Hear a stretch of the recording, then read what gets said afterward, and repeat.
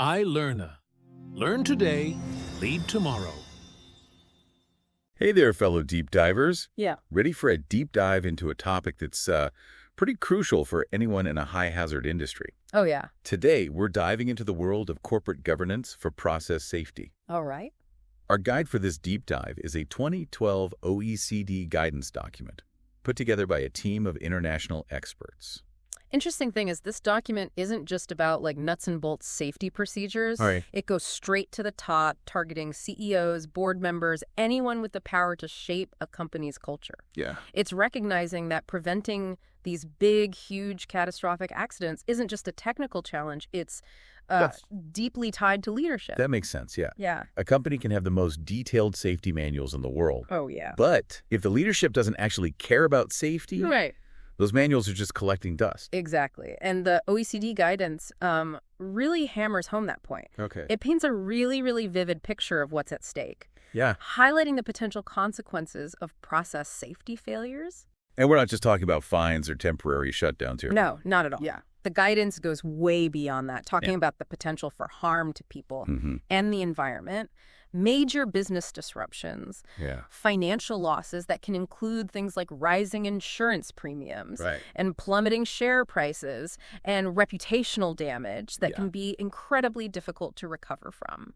It's scary to think about one single major accident Right. having a ripple effect Yeah. that goes so far beyond just the immediate incident, Oh, for sure. impacting the company, its employees, the community, Mm-hmm. even the industry as a whole. Absolutely. Yeah. And the guidance, it pulls no punches. Okay. It uses some real-world examples, Okay. like the 2005 Buncefield explosion in the UK. Right. This was Britain's most costly industrial disaster to date, costing over 1.25 billion euros. Wow, that's Yeah. a really stark reminder of what can happen when things go wrong. For sure. But I'm guessing this guidance isn't just about Right. scaring companies straight. No, you're right. It's got to be more than that. It's not just about fear-mongering. Okay. It actually lays out a compelling business case for good process safety management.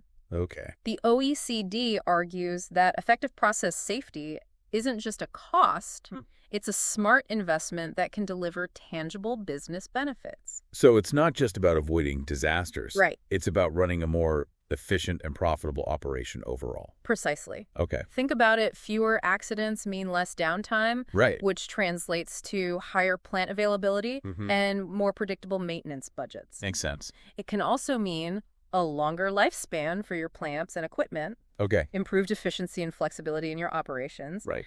and stronger relationships with employees, stakeholders, and regulators. I can definitely see how all of those benefits would ripple outward, Yeah. making it easier to access capital, Mm-hmm. secure insurance at favorable rates. Exactly. All that good stuff. And let's not forget that a strong safety culture can be a really powerful motivator for employees. Oh, for sure. It shows them that their well-being is a priority, Right. which can boost morale and productivity. It sounds like almost a win-win situation. Yeah. You do the right thing by prioritizing safety, Yeah. and then you reap a whole bunch of business benefits in the process. Now, to achieve this win-win, Okay.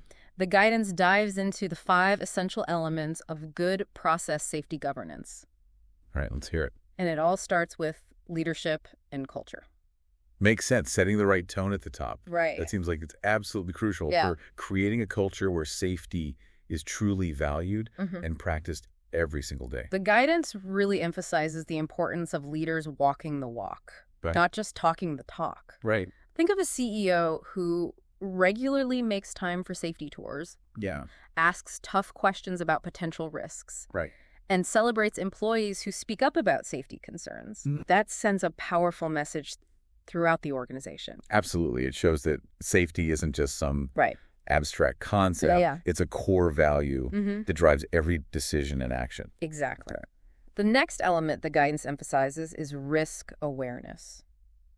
I'm guessing this goes beyond just putting up warning signs Yeah. and making sure your fire extinguishers are in working order. Absolutely. This has got to be more. This is about having a deep understanding of your organization's vulnerabilities Okay. across the entire life cycle of operations, Wow. from design to decommissioning. Interesting. It's about thinking critically about how budget cuts, Organizational changes, new technologies, anything that could potentially introduce new hazards or weaken existing safeguards might impact process safety. So it's like having a 360-degree view of your operation. Precisely. And constantly looking for those potential blind spots. It's about proactively identifying and addressing potential risks before they turn into major incidents. Okay, so that makes sense. Yeah.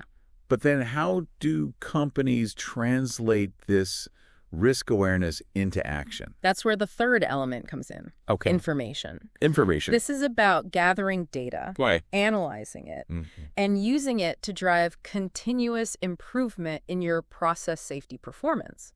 So we're talking about things like analyzing audits, monitoring those key performance indicators, and then actively sharing lessons learned, not just within the company, but across the whole industry. Right. And it's about having a system in place to track near misses. Right. Those events that could have resulted in an accident but didn't. Yeah. By analyzing these near misses, companies can identify patterns and address potential issues before they escalate into major incidents. So it's about being proactive rather than reactive. Exactly. Learning from those close calls and using that knowledge to strengthen your defenses. It's about using data to make informed decisions and to constantly strive for a safer and more resilient operation. This is all making a lot of sense. Yeah. So you've got the leadership setting the tone, you're aware of the risks, and you're gathering and analyzing information. Yep. What's the next piece of the puzzle? Well, you can have all the right systems and information in the world, but it won't do much good if the people running the show aren't equipped to handle it. Right. Okay. That's where the fourth element, competence, comes into play. So this is about ensuring that everyone involved, from the boardroom to the front lines, has the right skills and knowledge to manage hazards effectively. Exactly. This means providing ongoing process safety training. Yes. Empowering employees to speak up if they see something unsafe. Right. And recognizing that sometimes the people closest to the operation have the most valuable insights into potential risks. It also means making sure that leaders are willing to defer to the expertise of their personnel and not dismiss expert opinions, even when those opinions might challenge the status quo. You need a culture where people feel comfortable speaking up about safety concerns. Right. Even if it means delivering bad news. Yeah. And leaders need to be humble enough to listen to and learn from those on the front lines. Absolutely. Yeah. It sounds like building that kind of culture requires a fundamental shift in mindset, both for leaders and employees. You hit the nail on the head. Right. It's about moving beyond a compliance-only approach to safety and embracing a culture of continuous improvement. Okay, so we've got leadership, risk awareness, information, and competence. What's the final piece of the puzzle? The fifth and final element is action. Action. You can have a brilliant process safety plan on paper, Right. but if it's not being put into practice consistently and effectively, it's useless. No. So it's about making sure that all the planning, training, and data analysis actually translates into concrete actions that make the operation safer. Exactly. So it's about closing that loop, making sure that the awareness and knowledge gained through the first four elements are actually translated into tangible improvements on the ground. Right. Okay. And it's about recognizing that process safety is an ongoing journey. Yeah. Not a destination. Right. It requires a constant commitment to learning, adapting, and improving. This has been incredibly insightful so far. We've covered a lot of ground, from the potential consequences of process safety failures to the 5 essential elements of good governance. Right. But I'm curious, how does this OECD guidance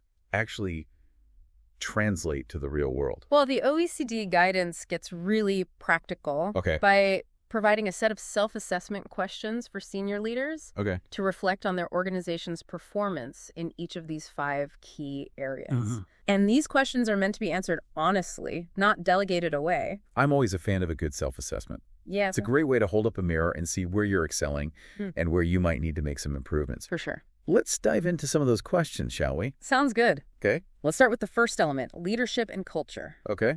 The guidance poses some pretty pointed questions, such as, Do you have a policy on corporate governance for process safety? Okay. Do you include process safety on the agenda for all board meetings? Okay.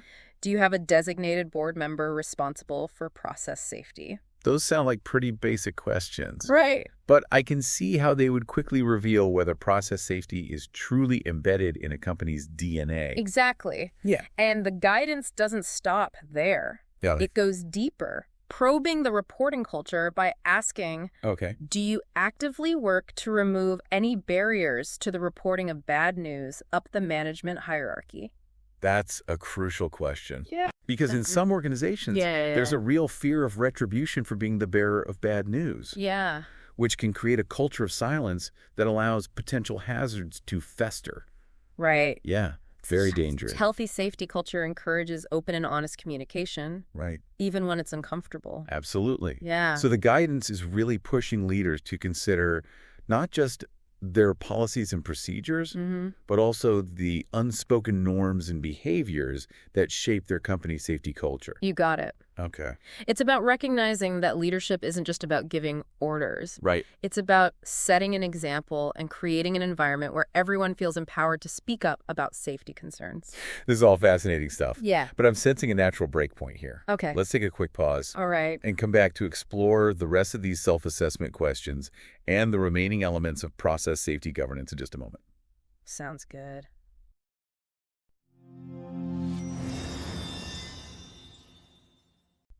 Welcome back to our deep dive into the world of corporate governance for process safety. We were just getting into those insightful self-assessment questions from the OECD guidance. Right. And how they can really help leaders kind of gauge their organization's process safety maturity. Yeah, we left off talking about leadership and culture. Right. And how important it is to foster an environment where people feel safe speaking up about potential hazards. It's about creating a culture where bad news is seen as an opportunity for improvement. Absolutely. Not a reason for punishment. Exactly. The guidance also probes the visibility and accountability of leaders asking questions like, do you and senior leaders go out on plant visits and conduct safety tours? And do you and your senior leaders have process safety-related performance objectives in your personal objectives? Like what we were talking about before, about leaders walking the walk. Yeah. Having those objectives woven into their own performance reviews would certainly incentivize leaders to take process safety seriously. Right. It's not just a checkbox for someone else to worry about. Right. It's woven into the fabric of their own success. Okay, so we've talked about the importance of leadership and culture. Yeah. What's next on the OECD's checklist for process safety excellence? The next element is risk awareness. Oh. Remember, this goes beyond just knowing that risks exist. Right. It's about deeply understanding your organization's vulnerabilities and thinking critically about how different factors might impact process safety. The guidance mentioned thinking about the process safety implications of things like budget cuts and organizational changes, which is interesting because those decisions might seem purely financial on the surface, but they can have major ripple effects on safety. Exactly. The guidance asks leaders some tough questions in this area, like, do you and your senior leaders understand the process safety risks associated with your organization's operations? And even further, do you understand the means of prevention, control, and mitigation of major process safety hazards? It's one thing to acknowledge that there are risks. Right. But it's another thing entirely to have a deep understanding of those risks and how to effectively manage them.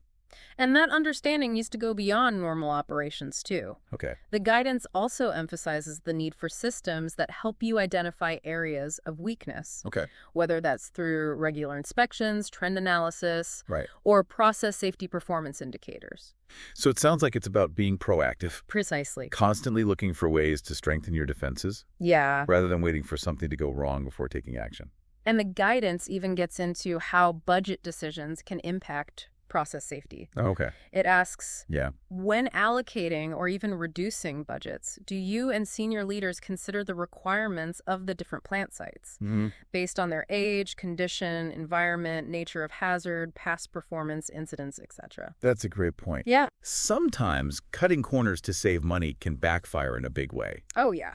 Especially when it comes to safety. For sure. It's a classic example of being penny wise and pound foolish. Absolutely. Yeah. Investing in process safety might seem expensive in the short term, Right. but it can save you a whole lot of money. Not to mention heartache in the long run. Okay, so we've covered leadership, culture, and risk awareness. Right. What about information? Okay. What kind of self-reflection does the OECD guidance encourage in this area? Well, it starts with a very basic question. Okay. Do you have a process safety management system? Okay. But it goes much deeper than that, Right. prompting leaders to think about how they're actually using information to drive improvement. Okay. It asks, do you and your senior leaders proactively seek out information relating to process safety on site? It's not just about having a system in place. Right. It's about actively engaging with the data that system is generating, asking questions, looking for patterns, being curious about what the information is telling you. Exactly. And it's about using that information to improve your process safety performance. Right. Not just to check a box for compliance. Right. The guidance asks, are your process safety audits based on ensuring that procedures deliver an effective control of risk rather than compliance only? That's a great question. Yeah. Because it's so easy to get caught up in the minutia of compliance and forget that the ultimate goal is to create a safe and healthy work environment. And sometimes the most effective safety measures are the ones that go above and beyond the minimum requirements. It's about asking yourself, are we doing this just because we have to? Right. Or are we doing it because it's the right thing to do? Exactly. Yeah. And it's not just about internal audits either. Okay. The guidance recognizes that many industries rely heavily on contractors, and their safety practices can have a huge impact on overall risk. For sure. It asks, do you audit your contractors to ensure they effectively control risk? It's about holding everyone involved in your operations to the same high standards. Right. Whether they're on your payroll or not. You can't just outsource responsibility for process safety. Right. You need to make sure that your contractors are aligned with your values and that their safety practices are up to par. This is all really resonating with me. Yeah. I can definitely see how neglecting any of these areas could create vulnerabilities in a company's process safety performance. You're right. Yeah. And the OECD guidance doesn't stop there. Okay. It goes on to highlight the importance of learning from experience, both internally and externally. Okay. It asks questions like, do you participate in external sector-level initiatives? Do you learn from incidents at other sites? Right. Do you share lessons learned from your own organization's incidents? It's about recognizing that safety is a shared responsibility, that we can all learn from each other's successes and failures. We can't operate in silos. Right. Sharing information and best practices across the industry is essential for raising the bar on process safety globally. It's about creating a culture of continuous learning and improvement, where everyone is committed to making the industry safer as a whole. And finally, in the realm of information, the guidance emphasizes the importance of transparency and accountability. It asks, do you publish information on your process safety performance? That's interesting because it's almost like a company is saying, we're so confident in our process safety performance that we're willing to share it with the world. It's about holding yourself accountable to a higher standard. Right. And it can also inspire other companies to step up their game. Okay, we've spent a good amount of time on information. Yeah. What's the next element we should dive into? Next up is competence. The guidance kicks off this section with a very fundamental question. Are the roles and responsibilities for you and senior leaders clearly defined in relation to process safety? This seems like a no-brainer. Right? But I can see how roles and responsibilities could get muddled. Oh, yeah. Especially in larger organizations or during times of transition. It's easy to assume that everyone knows who's responsible for what. Right. But when it comes to something as critical as process safety, you can't leave anything to chance. It's like that old saying, if everyone is responsible, then no one is responsible. Exactly. And it's not just about defining roles. It's about ensuring that the people in those roles have the necessary competence to fulfill their responsibilities. The guidance asks about having effective process safety competency requirements for all personnel, including senior leaders. It even asks if leaders have received training in corporate governance for process safety. So it's about making sure that everyone has the knowledge and skills they need to make informed decisions about process safety. Right. From the boardroom to the front lines. You got it. Yeah. And it's not just about initial training either. Right. The guidance stresses the importance of ongoing development. Okay. It asks, do you and your senior leaders spend sufficient time in a position to become competent in process safety governance and to see the longer-term outcome of your decisions on process safety performance? That's a great point. Yeah. Process safety isn't something you can master overnight.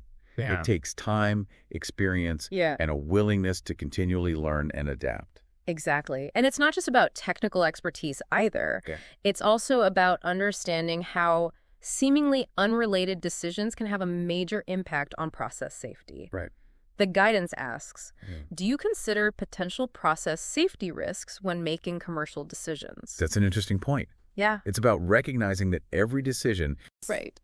even one that seems purely financial on the surface, Yeah. can have safety implications down the line. Right. And that brings us to another critical aspect of competence. Totally. Being a smart customer when contracting out activities to third parties. Right. Okay. The guidance asks, do you maintain an intelligent customer role on process safety issues when you have contracted out activities to third parties? Okay. And do you consider the imported risk from contractors, suppliers, or customers, particularly when significant parts of the undertaking are contracted out? So it's out of recognizing that you can't just delegate away responsibility for process safety. Right. You need to be actively involved in ensuring that your contractors are meeting your standards. Precisely. Yeah. And that involves understanding the potential risks they might be introducing into your operation and making sure they have the competence and resources to manage those risks effectively. Okay, we've now explored 4 of the 5 elements of process safety governance: leadership, risk awareness, information, and competence. Right. That leaves us with just one more to unpack. Action. This is where the rubber meets the road. Right. It's about turning all those plans, policies, and analyses into tangible actions that make a real difference in your process safety performance. So let's delve into the self-assessment questions for this final element. Okay. And see how the OECD guidance encourages companies to move from theory to practice. Sounds good. Okay. The guidance kicks things off by asking, Right. do you ensure that activities and practices are consistent with corporate process safety policies and procedures? This is about closing the loop between what's written down and what's actually happening on the ground. It's one thing to have a beautifully crafted process safety manual. Right. But it's another thing entirely to ensure that those procedures are being followed consistently and effectively across the entire organization. You got it. Yeah. And that requires a strong commitment from leadership to not only set expectations, but also to provide the resources and support necessary for employees to follow through. It's about making sure that process safety isn't just a box to check, but a way of life. Right. And a key part of that is having a clear roadmap for improvement. Okay. The guidance asks, do you have a prioritized process safety risk mitigation improvement plan for every part of the organization? This is about moving beyond just reacting to incidents. Right. And taking a proactive approach to identifying and addressing potential risks before they turn into problems. And the guidance doesn't just stop at asking if you have a plan. Okay. It digs deeper into how that plan is being implemented. All right. It asks questions like, do you ensure sufficient resources are available? Do you review progress against the plan? And do you expedite activities when appropriate? It's about treating process safety as a strategic priority. Exactly. Not just something to be squeezed in when there's time or money left over. Yeah. And it's not just about preventing incidents. Okay. It's also about being prepared for the worst-case scenario. Right. The guidance asks, do you ensure that sufficient resources are available to mitigate the consequences of a major accident? That's a crucial point. Right. Because it's great to focus on prevention. Yeah. You also need to have a plan for what happens. Right. If, despite your best efforts, an incident does occur. It's about acknowledging that even the most robust process safety systems aren't foolproof. Right. And that you need to be prepared to respond effectively to an incident if one happens. It's about having those emergency response plans in place. Yeah. Making sure your team is trained and equipped to handle a crisis and having the resources on hand to mitigate the damage and help your organization recover. Absolutely. Yeah. When it comes to action, Okay. learning from past mistakes is just as important as planning for the future. Right. The guidance asks whether leaders have arrangements for identifying process safety gaps. And managing historical systems and procedures following a merger or acquisition. That's interesting. Yeah. It's recognizing that mergers and acquisitions can introduce new risks and complexities. Right, absolutely. Especially when you're trying to integrate different safety cultures and systems. Right. Yeah. It's about making sure that process safety doesn't get lost in the shuffle during those transitions. Right. You need to be proactive in assessing potential vulnerabilities and taking steps to mitigate them. It's about due diligence, not just from a financial perspective, but also from a safety perspective. Yeah. Okay. And finally, when it comes to action, the guidance emphasizes the importance of follow-through and accountability. Okay. It asks whether leaders review key audit and assessment findings, expedite actions when appropriate, and hold themselves accountable for the completion of corrective actions. So this is about closing the loop on the entire process. Right. It's not enough to just identify problems. You need to have a system in place to track those corrective actions, make sure they're being implemented effectively, and hold people accountable for making those improvements. Precisely. Yeah. It's about creating a culture of continuous improvement where everyone is committed to learning from mistakes and making things safer. This deep dive into the OECD's guidance has been incredibly insightful. Yeah. We've covered a lot of ground, from the potential consequences of process safety failures to the 5 essential elements of good governance. Right. And we've even explored some thought-provoking self-assessment questions that leaders can use to reflect on their own organization's performance. For sure. But I think it's time for us to shift gears a bit. Okay. And talk about the big takeaway from all of this. You're right. We've covered a lot of details, but what does it all mean in the grand scheme of things? Exactly. What's the key message that listeners should take away from this deep dive? What's the so what of all of this? Well, if we zoom out and look at the bigger picture, the OECD guidance is really underscoring that process safety governance isn't just a box to tick or a set of rules to follow. Right. It's fundamental to responsible and successful operations in high-hazard industries. It's about weaving safety into the very fabric of the company, from the boardroom to the front lines. It's about making safety a core value that guides every decision and action. And it requires a fundamental shift in mindset. Right. Leaders need to view process safety not as a burden or an afterthought, but as a strategic imperative, an essential ingredient for long-term success. It's about moving beyond the "it can't happen here" mentality. Right. And embracing a culture of continuous improvement, where everyone is empowered to identify and address potential risks. The OECD guidance provides a roadmap for achieving this transformation, and the self-assessment questions are a powerful tool for leaders to gauge their progress along the way. But as with any roadmap, it's not enough to simply have the direction. You need to actually take the wheel and drive. You've hit the nail on the head. Yeah. This raises an important question for our listeners. Knowing what we've discussed today, what's one concrete step you can take this week to strengthen process safety leadership in your organization?